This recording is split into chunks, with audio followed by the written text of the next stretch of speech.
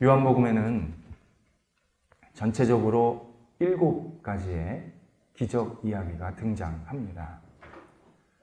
다른 복음서에 비해서 현저하게 적은 숫자입니다.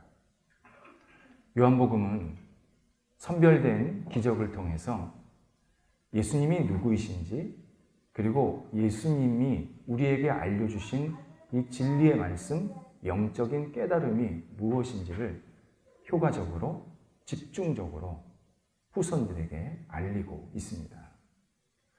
사도 요한은 요한복음 20장에서 예수님은 온 인류의 구원자이시고 하나님의 유일한 아들이시다.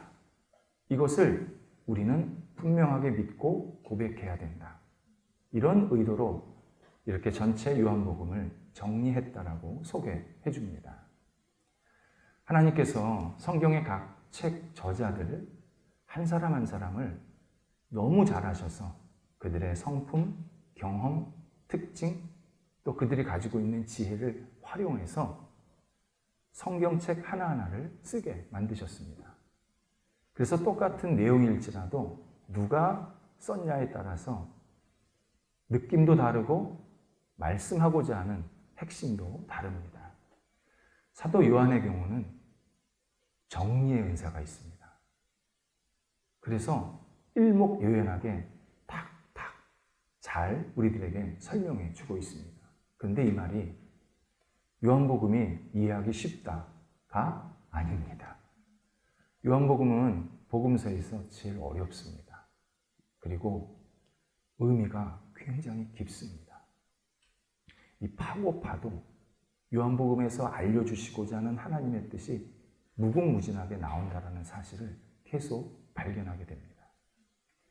오늘 본문 이야기는 6번째 기적입니다. 그리고 여기에서 하나님께서 또 중요한 말씀을 우리에게 깨우쳐 주고 계십니다. 시각장애인은 앞을 못 보는 사람입니다. 시각장애인을 등장하게 된 것은 바로 진리를, 예수 그리스도를 만나기 전에 인간의 모습을 보여주기 위함이었습니다. 사람은 예수님을 만나기 전에 영적으로 어둡고 혼란하고 앞을 잘 못 봅니다. 그런데 사람은 내가 그렇게 영적으로 혼란하다, 내가 매우 어둡다, 이런 사실을 인정하지 않습니다. 나는 잘 살고 있다, 나 괜찮다, 이 정도면 나 별 문제 없다, 그렇게 스스로를 포장하고 그리고 나는 괜찮게 살고 있음을 자꾸 주장하려고 하는 그런 경향이 분명히 있습니다. 그렇다면 시각장애인의 이 상태를 우리가 한번 잘 들여다봐야 합니다. 오늘 본문을 포함해서 그 앞 본문까지 연결할 때 시각장애인에 대해서 긍정적인 표현이 거의 없습니다. 그는 불행했고, 고통받았고, 버림받았고, 외로웠고, 비참했습니다. 그는 계속 성전에서 문 앞에서 혼자 있었습니다. 아무도 그 옆에 없었습니다. 거기에 하나님이 만드신 창조의 세계를 보지 못했습니다. 더 정확히 표현하자면 창조의 세계를 본다라는 개념 자체가 없었습니다. 하나님은 우리의 영의 눈을 열어서 하나님이 만드신 이 아름다운 세상, 하나님이 하시는 일들을 잘 보기를 원하십니다. 그런데 이 시각장애인은 그런 큰 눈이 없었고 오직 자기만 쳐다보고 있었습니다. 자기 문제만 푹 빠져가지고 내가 세상에서 제일 불쌍해, 내가 세상에서 제일 힘들어, 자기 스스로를 그렇게 계속 침울하게 쳐다보고 있었습니다. 예수님께서 그에게 다가오십니다. 누군지 몰랐습니다. 분명히 내 앞에 누군가 와 있는데 이분이 왜 내 앞에 있는지를 몰랐습니다. 그리고 무슨 생각을 갖냐면, 이분이 나한테 돈을 주려고 하나? 얼마를 주려고 하나? 오늘 이분 때문에 내가 하루 밥 먹고 살 수 있을까? 이러한 물질적인 기대를 갖게 됩니다. 다른 기대 하나도 없었습니다. 거기에 이 사람의 하루 일과가 구걸입니다. 오늘 본문에도 거린이라고 표현되어 있는데 좋은 말로 거린이죠. 완전히 바닥 인생이라는 겁니다. 아침에 일어나서부터 저녁에 끝날 때까지 하는 일은 구걸이었습니다. 다른 일을 하지 못했습니다. 무슨 의미 있는 일 전혀 없었습니다. 이 사람에게 의미 있는 일은 돈 많이 걷어들이는 것. 그게 최고의 의미였습니다. 이때 예수님께서 거린에게 다가가셔서 5절에서 내가 세상에 있는 동안 세상의 빛이다 말씀하십니다. 이 말씀은 내가 세상에 있을 때만 빛이다 라는 뜻이 아닙니다. 이 온 우주, 온 세상을 통틀어서 유일하게 내가 빛이다. 내가 세상을 비추는 빛이다. 내가 지금 너 앞에 와 있다 라고 말씀하시는 장면입니다. 이 말씀은 시각장애인아, 빛이 네 앞에 왔다. 네가 이제 눈을 뜨게 될 것이다. 밝은 세상을 보게 될 것이다. 새롭게 살게 될 것이다. 선언하시는 시간이었습니다. 요 과정. 요게 우리한테 지금 똑같이 적용이 되는 겁니다. 우리가 예수 그리스도, 진리이신 생명이신 예수 그리스도를 만나지 못하면 우리는 영적 세계가 없다고 생각합니다. 그냥 감각적으로 눈에 보이고 손에 잡히고 피부로 느끼는 세상만 있다고 생각합니다. 진리의 말씀 전혀 안 들립니다. 아무리 좋은 말씀을 전해도 듣는 게 마음에 와닿지가 않습니다. 시시한 말씀, 내 삶과 동떨어진 말씀, 나랑 관계없는 말씀, 진리의 말씀이 영혼 속에 마음 속에 들어가지를 않습니다. 그래서 계속 내가 헛바퀴 돌고 살고 있는데, 그리고 눈에 보이는 세상이 다라고 그렇게 눈은 떴지만 실제로 영적으로는 시각장애인인데 전혀 내가 내 스스로의 문제점을 발견하지 못합니다. 이때 예수님께서 그를 방문하십니다. 반드시 방문하십니다. 예수를 믿은 사람도 예수를 믿지 않는 사람도 찾아가십니다. 매일 찾아가십니다. 자주 찾아가십니다.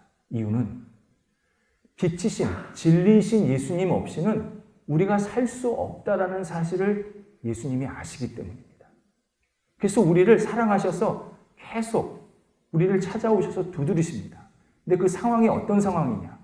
내가 성공했을 때, 실패했을 때.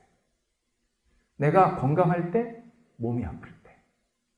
내가 좋은 일이 있을 때, 나쁜 일이 있을 때. 내가 혼자 있을 때, 친구들과 같이 어울릴 때. 다양한 상황, 시간을 통해서 우리에게 계속 내가 너의 빛이란다. 내가 세상의 빛이란다. 네가 나를 받아들여야 된다. 나와 함께 해야 된다. 계속 말씀하십니다. 이때 중요한 것이 우리의 반응입니다. 내가 예수를 믿었다고 난 예수님 찾아오시지 않아도 돼요. 나 혼자 알아서 살게요. 큰일 납니다. 내가 예수를 믿지 않는다고 왜 저를 찾아오셨어요? 지금 안 만날래요. 큰일 납니다. 시각장애인 예수님을 받아들입니다. 시각장애인 창피했습니다. 시각장애인 앞에 가까이 오는 사람이 없었습니다. 그 사람의 몰골 흉측했습니다. 눈을 감고 있으니까 가까이 보면 얼마나 보기 흉했겠습니까? 근데 시각장애인은 그런 자기의 부족한 부끄러운 모습을 그냥 예수님께 보여드리면서 받아들입니다. 그래서 기적을 체험하게 만드십니다. 우리도 예수 그리스도가 찾아오실 때 받아들여야 합니다. 내가 부끄럽고 좀 잘못 생각하고 있고 잘못 행동하는 것도 있고 그리고 올바르지 못한 마음도 있지만 그냥 다 보여드려야 합니다. 예수님 다 아시고 찾아오시는 겁니다. 나에 대해서 뻔히 꿰뚫어 보시면서 계속 다가오시는 겁니다. 도망갈 이유가 없습니다. 고개를 돌릴 이유가 없습니다. 그냥 받아들여야 합니다. 그러면 예수님께서 우리에게 세 가지의 아주 중요한 체험, 경험을 하게 만드십니다. 첫 번째는 인격적인 예수님을 만나게 하십니다. 11절에서 시각장애인이 다른 사람에게 예수님을 소개하는데 이 사람이 나를 이렇게 해서 고쳐주었습니다. 라고 소개를 합니다. 여기서 이 사람이라는 것은 한 사람이 라는 뜻이 아니라 한 분의 인격이 나를 인격적으로 이렇게 대우해 주셨습니다. 라는 말입니다. 예수 그리스도는 전능하시고 전지하신 분입니다. 우리의 기준이나 생각, 판단을 확 넘어가신 분입니다. 차원이 다릅니다. 우리가 예수님에 대해서 이렇다 저렇다 막 미주알 고주알 얘기하고 싶어 하지만 우리가 얘기한다고 예수님이 그런 분은 아닙니다. 우리의 생각과 판단을 훨씬 넘어서는 분입니다. 동시에 예수님께서 이 땅에 찾아오셨다는 것은 참된 인격으로 오셨다는 뜻입니다. 그래서 우리의 아픔, 우리의 어려움, 우리의 고통에 공감하시고 다독여 주시고 위로해 주시겠다라는 의미입니다. 예수님께서 전능하시니까 저 하늘 멀리에서 우리를 가만히 보시다가 너 그런 거 필요하니? 옛다, 이거 받아라. 이렇게 행동하시지 않는다는 겁니다. 내가 아파할 때, 내가 힘들 때 내 안에 들어오셔서 너 힘들지, 너 아프지, 너 많이 외로웠지. 나를 계속 다독아 주시면서 위로해 주시는 분이 예수 그리스도입니다. 예수 그리스도를 믿으면 그러한 경험을 하게 만드십니다. 그런데 예수님께서 왜 이렇게 우리를 위로하실까? 목적이 있습니다. 그것을 예수님께서 삶으로 우리에게 보여주십니다. 예수님께서 이 땅에 사실 때 온유하고 겸손한 분이셨습니다. 그래서 예수님을 만나는 사람마다 이분이 하나님의 아들인 줄 몰랐던 겁니다. 너무 그냥 따뜻하고 겸손하니까 이분이 하나님인가? 그런 걸 생각 못한 겁니다. 그냥 좋은 분, 친절한 분 정도로만 생각을 한 겁니다. 그런데 예수님이 온유하고 겸손하셨다고 우유부단하고 무색무취한 분은 아니었습니다. 예수님은 하나님의 뜻을 이룰 때는 담대하셨습니다. 그래서 집단적으로 예수님을 죽이려고 몰려들었을 때, 막 살기가 등등해서 무리들이 몰려들었을 때 예수님은 내가 아직 죽을 때가 아니란다. 그렇게 속으로 생각하시면서 유유히 그 모임, 그 무리에서 나가십니다. 근데 이 모습이 얼마나 당당하고 담대했는지 죽이려고 했던 사람들이 아무도 못 건드립니다. 또 예수님께서 잡히실 때쯤에 또 무리들이 와서 예수님을 잡겠다고 칼을 들고 왔습니다. 그때 예수님은 뭐라고 생각하셨냐면 이제 내가 십자가 질 때가 됐단다. 너희들이 나를 잡으러 왔지만 나는 잡힐 준비가 다 됐단다. 그러면서 너희 일을 하라. 참 놀라운 말씀을 하십니다. 그 전에 사람들이 죽이려고 할 때는 유유히 걸어가셨는데 사람들이 잡겠다고 칼 들고 왔을 때는 너희 일을 해. 그러니까 잡으러 온 사람들이 당황한 겁니다. 갑자기 이분이 왜 이러지? 너무나 담대한 모습을 보면서 잡으러 갔던 사람들이 오히려 주눅이 드는 그러한 성경의 내용들이 계속 우리에게 알려주십니다. 예수님은 하나님의 뜻을 이룰 때는 누구도 그분을 말릴 수가 없었습니다. 예수님께서 우리에게 위로 주신 것, 세상에 나가서 하나님의 자녀로 담대하게 살라라는 의미입니다. 우리에게 위로 주시고 격려하시는 것은 맨날 풀이 죽어가지고 우리가 위로 중독, 격려 중독에 빠지지 말라는 겁니다. 우리가 격려받고 위로받았으면 세상에 나가서 하나님의 자녀답게, 예수 그리스도를 믿는 사람답게 하나님을 영화롭게 하고 하나님의 뜻을 이루는 담대한 사람이 되라 말씀하십니다. 그리고 부딪혀서 또 우리가 상처받고 어려울 때 다시 예수님이 우리를 위로해 주십니다. 괜찮아. 힘내자. 내가 너와 함께 있지 않니? 너는 진리의 말씀을 붙잡고 있지 않니? 다시 일어나라. 다시 세상으로 나가라. 계속 우리가 세상 속에서 살 수 있도록 위로하시고 격려하십니다. 이렇게 예수님의 인격적인 만남을 통해서 우리의 신앙이 계속 자라가게 만드십니다. 두 번째 예수님을 만나면 예수님께서 굉장히 오묘하고 신비로운 분이구나, 이걸 또 깨닫게 하십니다. 시각장애인을 고친 방법, 어떻게 생각하십니까? 참 우스꽝스럽습니다. 옆에서 이 광경을 보았던 사람들도요, 이분 제정신이야?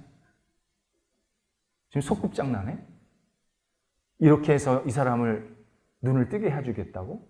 날 때부터 시각장애인을 진흙 발라서 씻으면 낫는다고? 그러니까 오늘 본문 이후에도요, 이 사람이 눈 뜬 거를 사람들이 못 믿어요. 이 사람이 원래 시각장애인 아니었어. 이거 지금 짜고 치는 거야, 지금. 뒷부분에 그런 게 나와요. 안 믿는 거예요. 너무 유치하니까. 너무 비천한 방법이니까요. 그런데 예수님의 방법은요, 우리의 생각을 확 뛰어넘습니다. 우리는 기도할 때나 어떤 바람이 있을 때 요렇게 해주세요. 요렇게 해주시면 제가 너무 기쁘고 제가 응답받았다고 생각할게요. 근데 예수님은 이거보다 훨씬 다른 방법으로 우리를 이끄셔서 놀라운 일들을 계속 경험하게 만드십니다. 복음도 그렇습니다. 복음을 받아들이지 않으면 복음처럼 유치하고 말도 안 되는 진술이 없습니다. 그래서 지금도 많은 사람들이 내가 죄인이라고요? 내가 이 정도 학식이 있고 이 정도 가축을 살고 내가 세상에선 이런 지위가 있는데 나보고 죄인이라고요? 내가 그렇게 뭘 잘못했습니까? 나 열심히 산 것밖에 없습니다. 내가 죄인인데 예수가 죽어서 내 죄를 용서한다고요? 왜 예수가 내 죄를 용서합니까? 제가 잘못했으면 제가 책임질게요. 저 그런 능력이 있습니다. 왜 나를 위해서 예수가 죽었다 그러면서 죄 용서했다 그럽니까? 예수를 믿으면 구원받는다고요? 증거 있나요? 이 땅에서 배부르게 편안하게 건강하게 살다가 죽으면 끝이지. 무슨 다음 세계 영생 구원 천국, 왜 사람을 그렇게 유혹합니까? 기독교 신앙 참 웃깁니다. 말도 안 됩니다. 그렇게 단박에 치부해버립니다. 그런데 복음을 받아들이면 변화가 일어납니다. 복음을 안 받아들이면 이런 말도 안 되는 내용이 어디 있어? 복음을 받아들이면 그 사람이 변합니다. 생각이, 마음이, 행동이, 삶이 변합니다. 현실입니다. 현실입니다. 내가 이렇게 변할 줄 몰랐습니다. 내가 예수를 믿고 복음을 받아들이면 이렇게 내 생각과 행동이 달라질지 몰랐습니다. 그런데 변화는 일어났습니다. 그래서 우리가 예수님을 생각하면서 얼마나 감동하고 감격하는지 모릅니다. 야, 내가 예수 안 믿었으면 어떻게 살았지? 나도 모르게 그런 고백이 나오게 됩니다. 사람들은 인생을 품위 있게 그리고 고상하게 사는 방법으로 과학적 지식과 풍부한 물질이 있으면 된다 생각합니다. 그래서 지금도 얼마나 많은 사람들이 평생 과학적 지식과 풍부한 물질을 위해서 애쓰고 노력하고 정말 자기 몸이 부서지라 열심히 사는 모습을 보게 됩니다. 과학적 지식, 풍부한 물질, 당연히 사는데 도움이 되지요.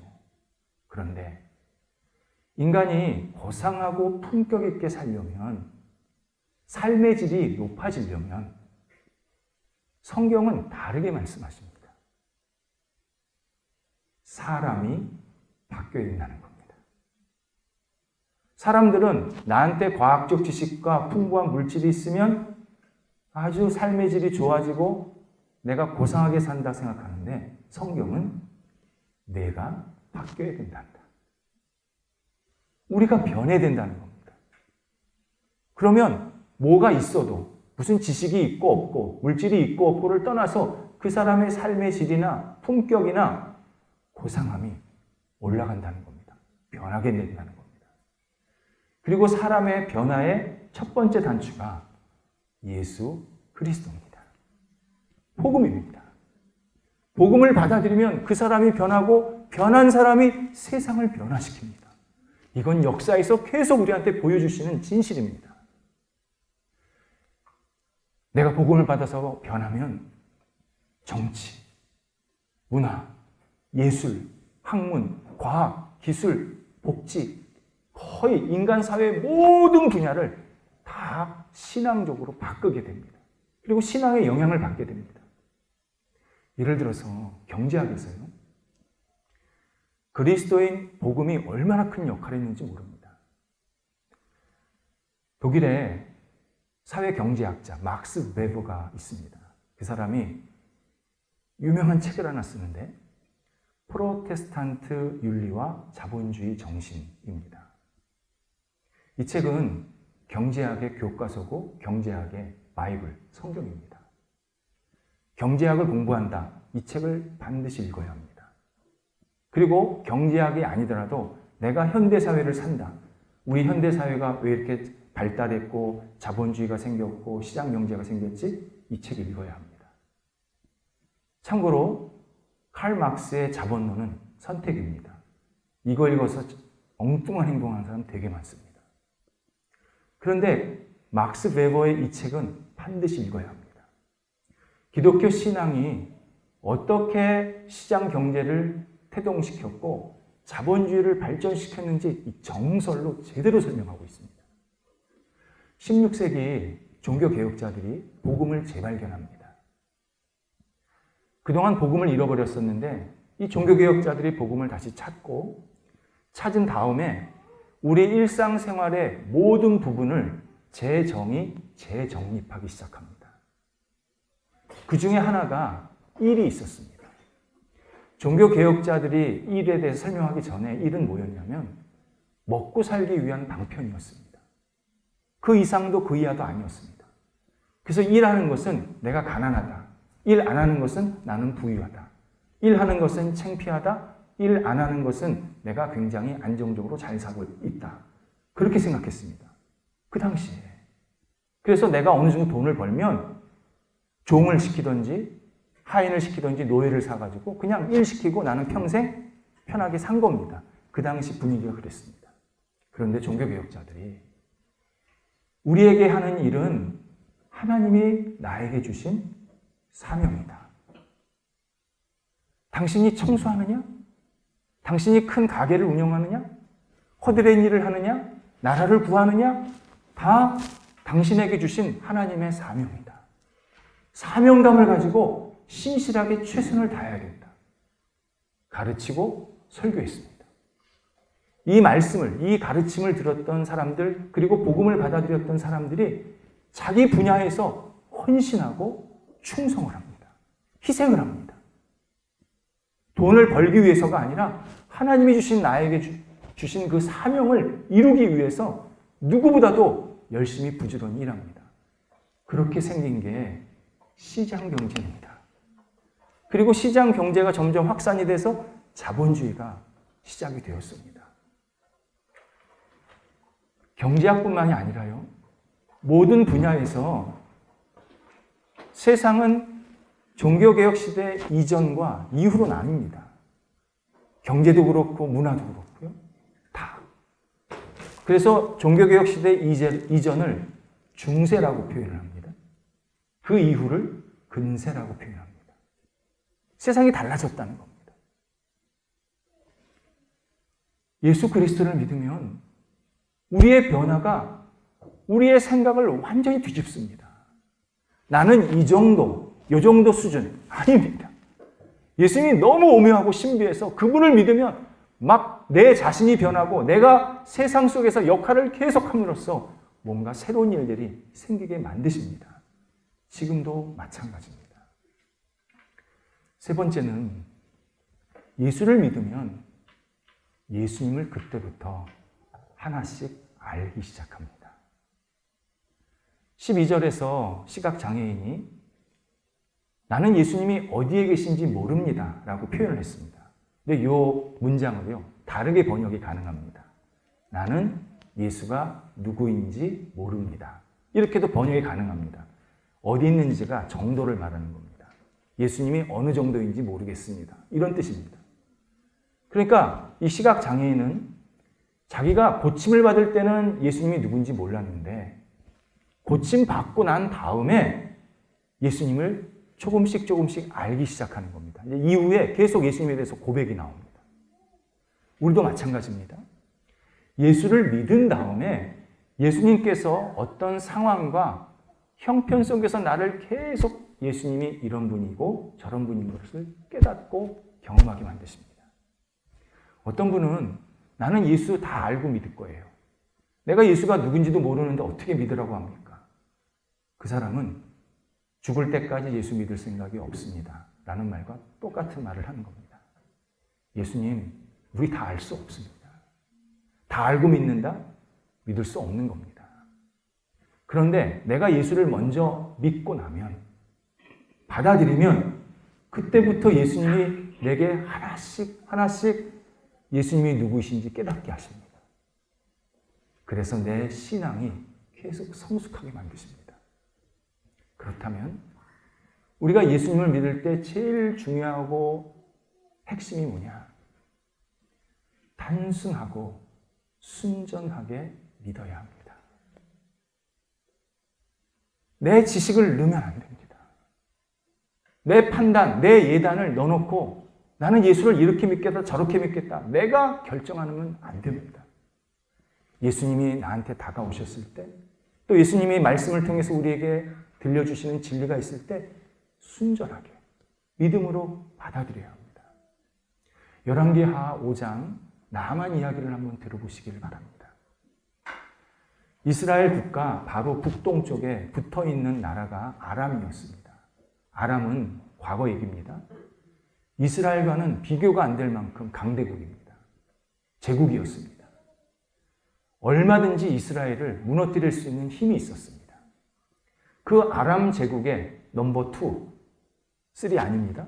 넘버 2, 나아만이었습니다. 다 가졌습니다. 없는 게 없었습니다. 딱 하나. 몸이 아팠습니다. 나병이었습니다. 나아만 행복하지 않았습니다. 외롭고 자기가 너무 비참하다고 생각했습니다. 나병이 자기가 가진 모든 것을 가리기에 충분했습니다. 살만 나지 않았습니다. 이때 이스라엘에서 잡아온 어린 종이 나아만에게 진지하게 말을 합니다.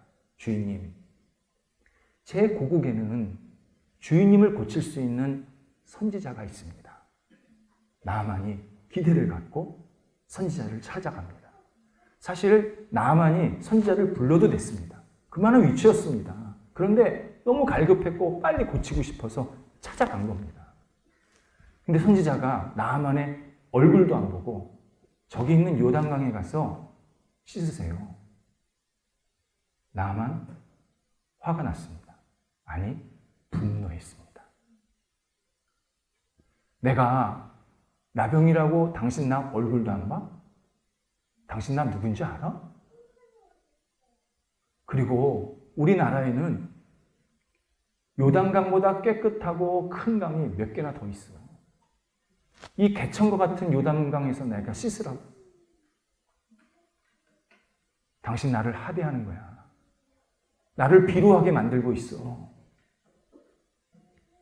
마음속에 내가 당장 군사를 이끌고 당신과 나라를, 이스라엘을 멸망시킬 거야. 나쁜 마음까지 이어졌습니다. 이때 이름 없는 어린 종이 주인님, 선지자가 이거보다 더한 일도 하라 그러면 안 하시겠습니까? 주인님이 낳는다면 무슨 일은 못 하시겠습니까? 어린 종의 핵심의 말은 이거입니다. 장군님, 믿으십시오. 단순하게 믿으셔야 합니다. 나아만이 알아들었습니다. 그리고 그 다음 또 두말 안 하고 요단강 가서 씻고 깨끗이 나왔습니다. 시각장애인을 생각해 보시기 바랍니다. 진흙을 침에 묻혀가지고 자기 눈에 바르고 연못에 가서 씻으라. 시각장애인 기분 나쁩니다. 아니, 이 양반이 내가 눈이 안 보인다고 생각도 없어? 진흙을 여기다 발라놓고 나보고 씻으면 낫는데 내가 이게 1, 20년이야? 이렇게 아픈 게? 이 사람이 좀 제정신이야? 얼마든지 거부할 수 있었습니다. 그런데 받아들입니다. 씻습니다. 기적의 주인공이 됩니다. 7절에서 예수님께서 하신 말씀 단순합니다. 가서 씻으라. 두 마디입니다. 평생 눈이 안 보인 사람을 치유하시는데 두 마디 하신 겁니다. 가라. 씻으라. 시각장애인, 예. 믿음으로 받아들이고 낫습니다. 예수님께서 지금 우리에게 똑같은 말씀하십니다. 주 예수 그리스도를 믿으라. 너와 내 집이 구원받으리라. 복잡한 얘기 없습니다. 어려운 얘기 없습니다. 철학 얘기 아닙니다. 예수를 믿어라. 내가 잘되고 내가 복되고 내 가정이 잘 될 것이다. 너희 안에 예수, 너희 가정 안에 예수가 주인이 되어야 된다. 그러면 너희 가정 살아난다. 말씀하십니다. 아직도 우리는 정말요? 내가 꼭 왜 예수만 믿어야 돼요? 정말 그렇다고요? 예, 알겠습니다. 그러면 조금만 더 생각해 보고요. 그리고 자꾸 믿음을 유예하려고 그럽니다. 거부하려고 그럽니다. 그 시간이 길어지면 길어질수록 후원도 멀어지는 거고 은혜도 멀어지는 거고 복도 멀어지는 겁니다. 예수 그리스도를 믿고 순전하게 따르면 예수님께서 우리를 거룩한 기적의 주인공이 되게 만드십니다. 기도하겠습니다. 하나님, 저희가 예수 그리스도 안에 거하며 예수 그리스도만을 믿고 의지하는 하나님의 사람들이 되기를 원합니다. 주님께서 주신 이 기회, 찾아오셔서 문을 두드리실 때 활짝 열고 주님과 동행하게 하시고 주님 안에서 기적의 역사를 만들어가는 하나님의 사람들이 저희가 될 수 있도록 인도하여 주시옵소서. 저와 저희 가정, 저희 사회, 저희 교회, 하나님 때문에 날마다 놀라운 은혜의 역사에 동참하게 하여 주시옵시고 주께서 허락하시는 이 풍성한 은혜를 마음껏 누리는 하나님의 백성들이 되도록 인도하여 주옵소서. 예수님의 이름으로 기도드립니다. 아멘.